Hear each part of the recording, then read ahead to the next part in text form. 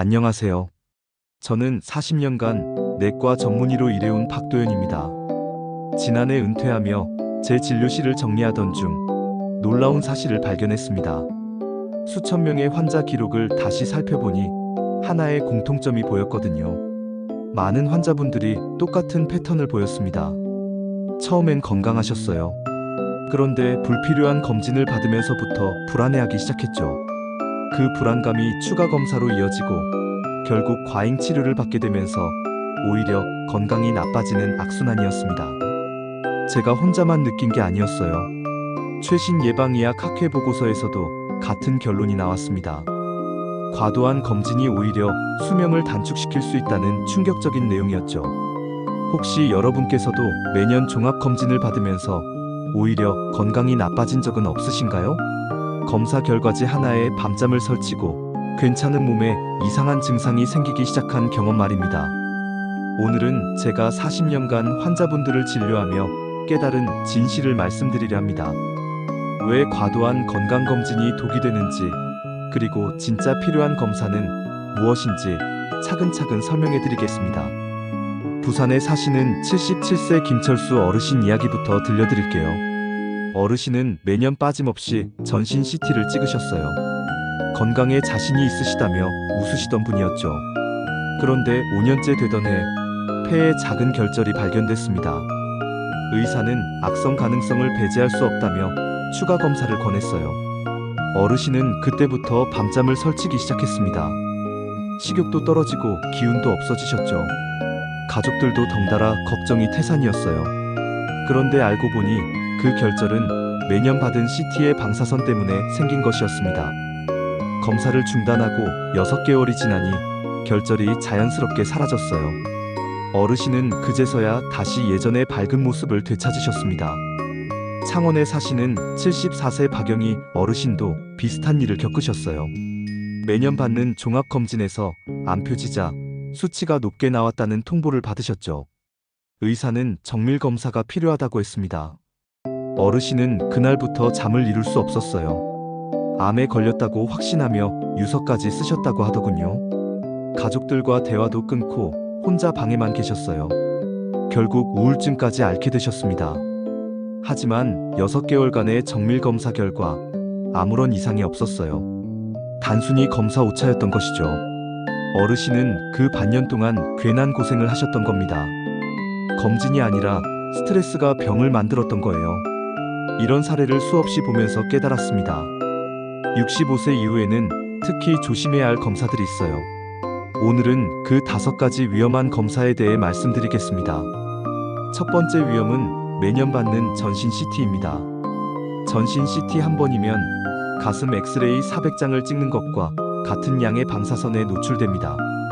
젊을 때는 우리 몸의 DNA 복구 능력이 뛰어나 큰 문제가 없어요.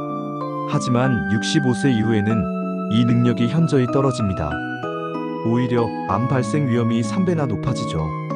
제 환자 중에 80세 이상규 어르신이 계셨어요. 매년 전신 CT를 찍으시던 분이었죠.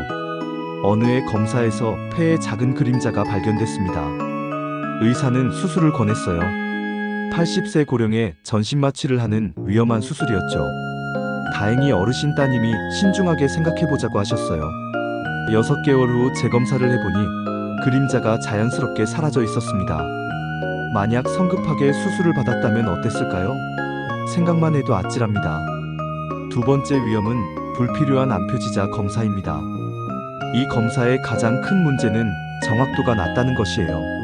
실제로 암이 없는데도 수치가 높게 나오는 위양성률이 매우 높습니다. 제 환자분 중에 이런 분이 계셨어요. 검사 결과 암표지자, 수치가 높다는 통보를 받고 몇 달간 수면장애에 시달렸어요. 식사도 제대로 못하시고 체중이 5kg이나 빠지셨죠. 그런데 결과적으로 아무 병도 없었어요. 수치 하나에 인생을 흔들릴 필요가 없습니다. 특히 65세 이후에는 이런 검사보다는 몸의 변화를 주의 깊게 관찰하는 것이 더 중요해요. 세 번째 위험은 과도한 내시경 검사입니다. 위내시경과 대장내시경을 매년 받는 분들이 계세요. 하지만 이런 검사를 너무 자주 받으면 장점막이 손상되고 마취 부작용의 위험도 커집니다. 제 환자분 중에 매년 대장 내시경을 받으시던 분이 계셨어요. 어느 해 검사 후 장에서 출혈이 생겼습니다. 검사 과정에서 장벽에 작은 상처가 생긴 것이었죠. 검사 주기를 늘린 후에는 오히려 상태가 좋아지셨어요.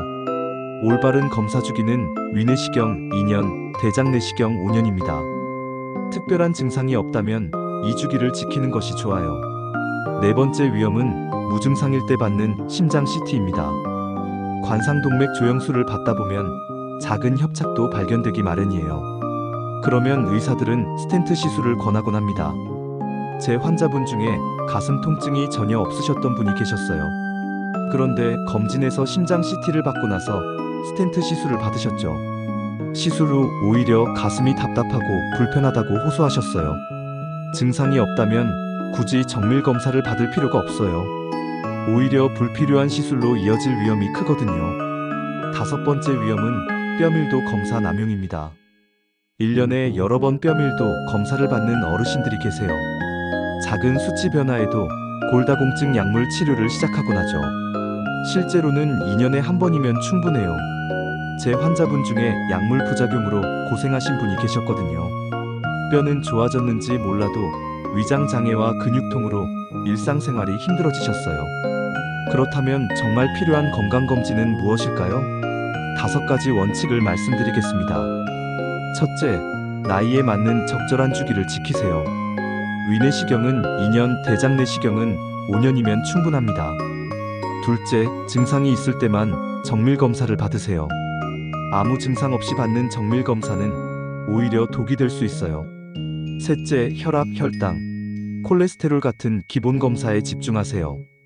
이런 기본검사가 오히려 더 중요해요. 넷째, 과도한 암검진은 피하세요.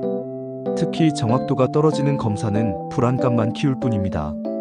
다섯째, 결과에 과잉 반응하지 말고 경과를 관찰하세요. 작은 수치 변화에 일희일비할 필요 없어요. 제 환자분 중에 76세 최민수 어르신이 계세요. 이 원칙을 지키며 기본 검사만 꾸준히 받으시는 분이에요. 10년째 건강을 유지하고 계시고 복용하는 약도 최소한으로 줄였어요. 무엇보다 마음이 편하다고 하시더군요. 사실 건강검진보다 더 중요한 것들이 있어요. 5가지 습관을 말씀드릴게요. 첫째, 규칙적인 생활과 충분한 수면입니다. 매일 같은 시간에 잠자리에 들고 일어나세요. 7시간 정도의 충분한 수면이 어떤 검사보다 중요해요. 둘째, 하루 30분씩 걷기 운동을 하세요. 격렬한 운동보다는 꾸준한 걷기가 더 좋아요. 특히 아침 산책은 하루를 상쾌하게 시작할 수 있게 해줍니다. 셋째, 스트레스를 잘 관리하세요. 취미 활동이나 사회 활동에 참여하시는 것이 좋아요. 혼자 있는 시간보다는 사람들과 어울리는 시간을 늘려보세요. 넷째, 균형 잡힌 식사를 하세요. 저염, 저당 식단을 유지하고 채소와 과일을 충분히 드세요. 특별한 건강식품보다는 기본에 충실한 것이 중요해요. 다섯째, 주 1회 정도 체중을 측정하세요. 급격한 체중 변화가 있다면 그때 병원을 찾아보시면 됩니다. 저 역시 은퇴 후 이런 습관들을 실천하고 있어요.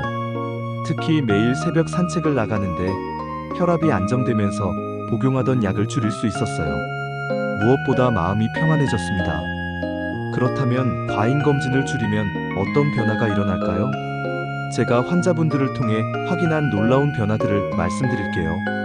2주가 지나면 불안감이 눈에 띄게 줄어들어요. 검사 결과를 기다리는 스트레스가 없으니 잠도 깊게 주무실 수 있어요. 식욕도 돌아오기 시작합니다. 한개월이 지나면 면역력이 회복됩니다. 스트레스가 줄어들면서 감기에도 덜 걸리게 되죠. 소화도 잘 되고 기운이 나기 시작해요. 가족들도 표정이 밝아졌다고 말씀하십니다. 2개월이 지나면 수면의 질이 확실히 좋아집니다. 새벽에 깨는 일이 줄어들고 아침에 개운하게 일어날 수 있어요. 하루 종일 활기가 넘치게 됩니다.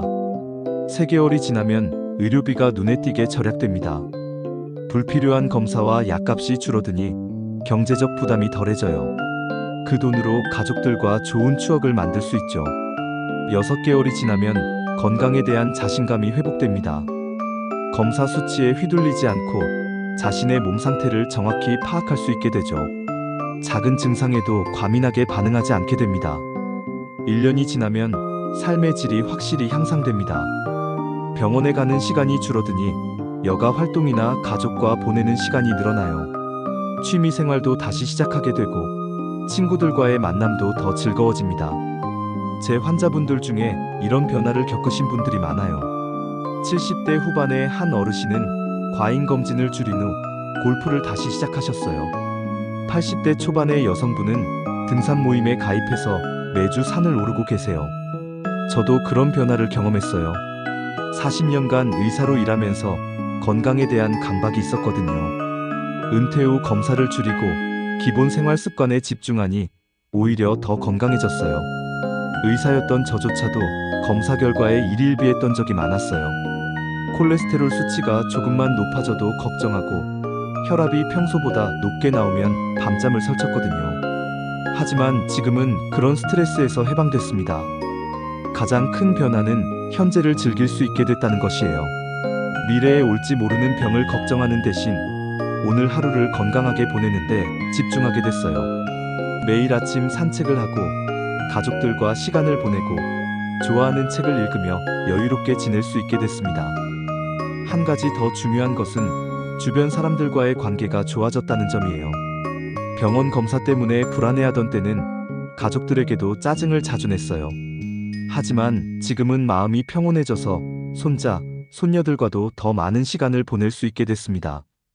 제가 말씀드리고 싶은 핵심은 이것입니다. 건강은 검사실에서 만들어지는 게 아니에요. 매일매일의 작은 습관들이 모여서 만들어지는 것이죠. 예를 들어 매일 아침 일어나서 물 한 잔을 마시고 가벼운 스트레칭을 하고 규칙적으로 식사를 하고 적당히 움직이고 밤에는 충분한 휴식을 취하는 것. 이런 기본적인 것들이 어떤 첨단 검사보다 중요해요. 또한 마음의 평안도 무시할 수 없어요. 스트레스가 많으면 아무리 좋은 검사 결과가 나와도 건강할 수 없어요. 반대로 마음이 편안하면 작은 수치 이상도 큰 문제가 되지 않죠. 제 환자분들 중에 90세가 넘도록 건강하게 지내시는 분들의 공통점이 있어요. 바로 검사보다는 생활에 집중하신다는 것이에요. 규칙적인 생활, 적당한 운동, 좋은 인간관계, 그리고 무엇보다 긍정적인 마음가짐을 유지하십니다. 이분들은 검사 결과에 연연하지 않아요. 몸에 이상이 생기면 병원에 가지만 평상시에는 자신의 몸을 믿고 건강한 생활을 유지하려고 노력하세요. 마지막으로 제가 평생 환자분들을 보며 깨달은 가장 중요한 진실을 말씀드릴게요. 과잉 검진을 줄일수록 사람들은 더 건강해집니다. 검사실이 아니라 일상생활 속에서 건강이 만들어져요. 매일 아침 일어나서 몸의 변화를 느끼고 규칙적으로 운동하고 스트레스를 잘 관리하는 것. 이것이 어떤 첨단 검사보다 중요해요. 여러분의 건강은 병원안이 아니라 매일의 생활 속에 있습니다. 검사 수치가 아니라 여러분이 느끼는 몸의 신호에 귀를 기울이세요. 그것이 진정한 건강관리의 시작이에요. 건강한 노년을 위해서는 과도한 걱정보다 적절한 관심이 필요해요. 꼭 필요한 검사는 받되 불필요한 검사는 과감히 줄이세요. 그리고 무엇보다 일상 속 건강 습관을 꾸준히 실천하시기 바랍니다. 40년 의사 생활의 마지막 조언입니다. 여러분 모두 건강하고 행복한 노후를 보내시길 진심으로 바랍니다. 검사에 의존하지 마시고 자신의 몸을 믿고 건강한 생활을 유지하시기 바랍니다. 감사합니다.